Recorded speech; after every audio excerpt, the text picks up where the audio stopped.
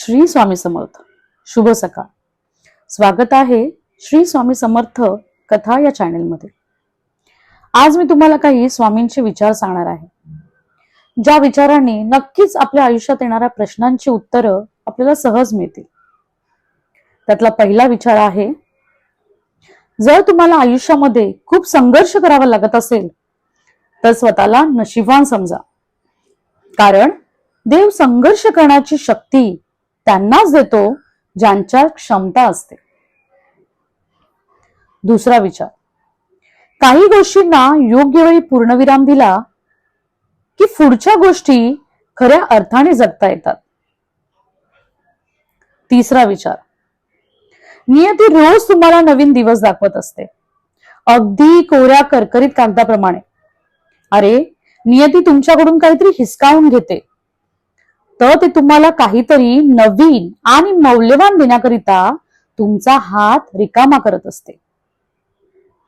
चौथा विचार, नात्यांच्या गर्दीत तेच नेहमी एकटे असतात जे मनाने स्वच्छ असतात. पाचवा विचार, स्वामी म्हणतात तू कर्म करत जा. स्वामी म्हणतात तू कर्म करत जा, फळाची अपेक्षा न करता.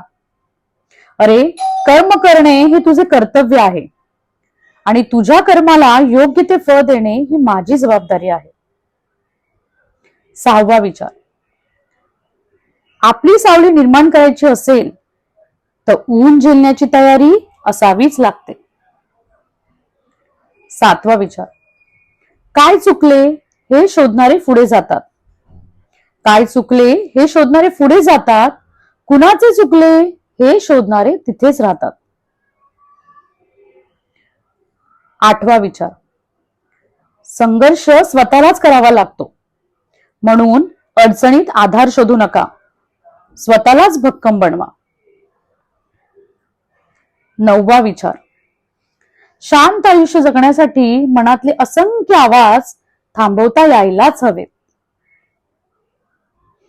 दहावा विचार, स्वामी म्हणतात लोक काय म्हणतील, पहिल्या दिवशी हसतील, दुसऱ्या दिवशी चेष्टा करतील, तिसऱ्या दिवशी विसरून जातील. त्यामुळे लोकांचा विचार करू नका, तुम्हाला जे करायचे तेच करा, सगळं छान होईल. श्री स्वामी समर्थ. जय जय स्वामी समर्थ.